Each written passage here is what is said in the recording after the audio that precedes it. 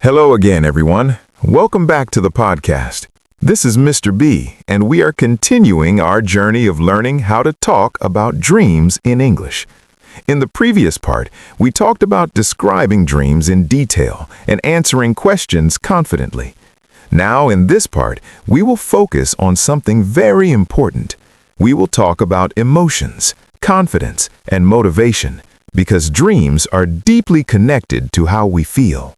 Hello, everyone. I am Marie, and I want to say something honest before we start. Many people know what their dreams are, but they struggle to talk about them because emotions make them nervous. They are afraid of sounding weak, afraid of being judged, or afraid of making mistakes in English. That is very true, Marie. When emotions come in, confidence often goes down. But the good news is that English has very simple ways to express emotions. You do not need big words. You just need to speak from the heart. Let us start with emotions related to dreams. When people talk about dreams, they usually feel emotions like excitement, fear, hope, pressure, or doubt. And all of these emotions are normal. In English, you can express excitement by saying, "I feel excited about my dream," or "Thinking about my dream makes me happy." These sentences are simple but very powerful. You can also say, "I feel passionate about my dream." That sentence shows strong interest and energy. Now let us talk about fear, because fear is very common. Yes, many people are afraid that their dream will not come true. In English, you can say, "I am afraid of failing," or "I'm scared I might not succeed."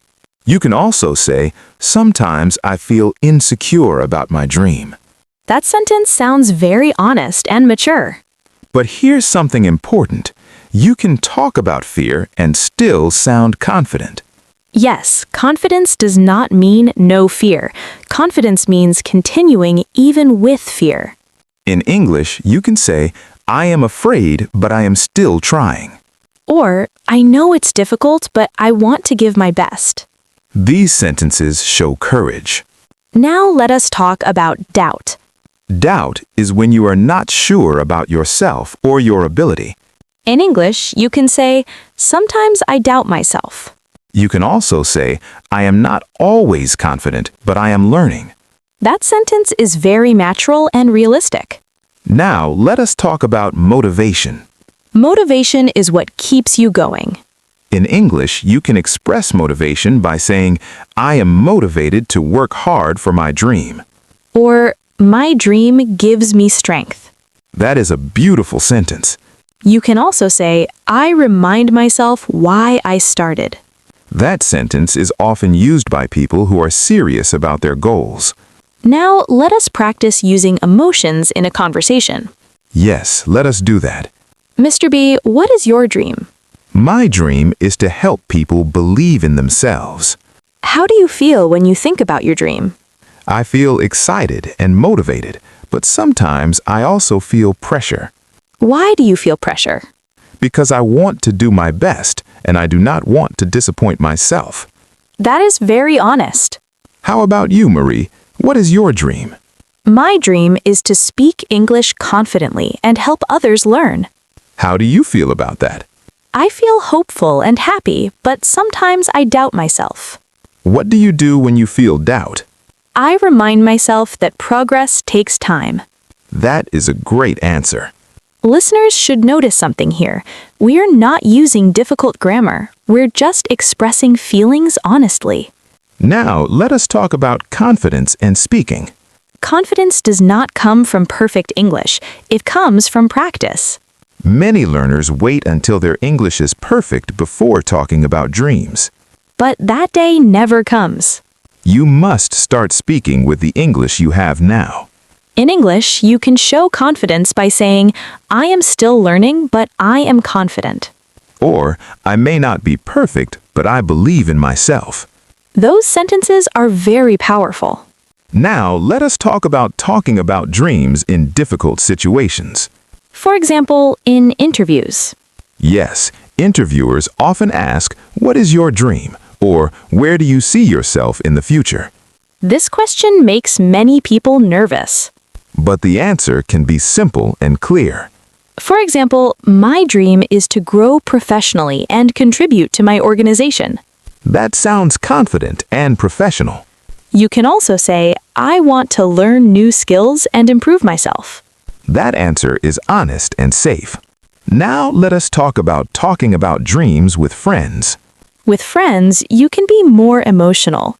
You can say, I really want to change my life. Or, I want to do something meaningful.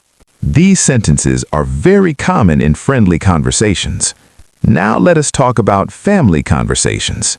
Family conversations about dreams can be emotional.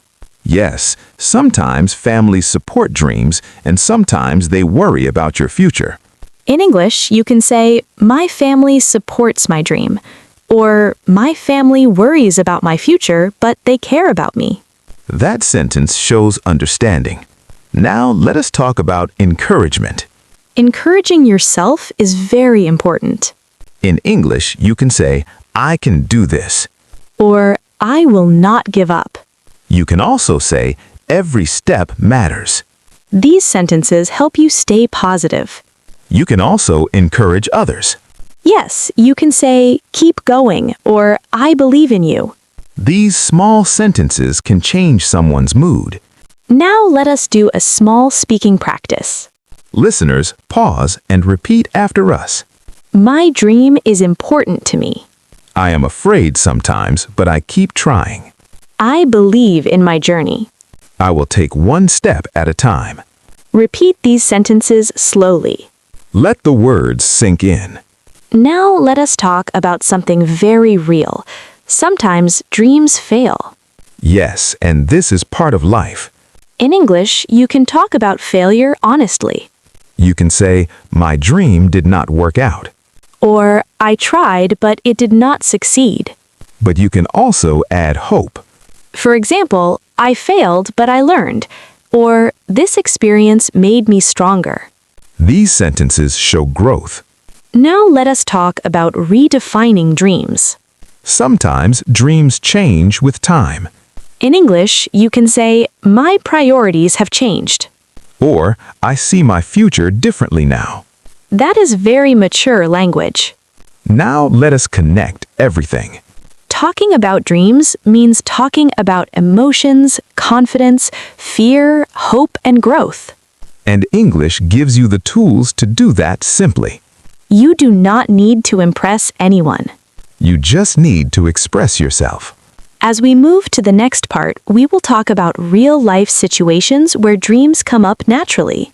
We will talk about small talk, deep conversations, and storytelling. So stay with us.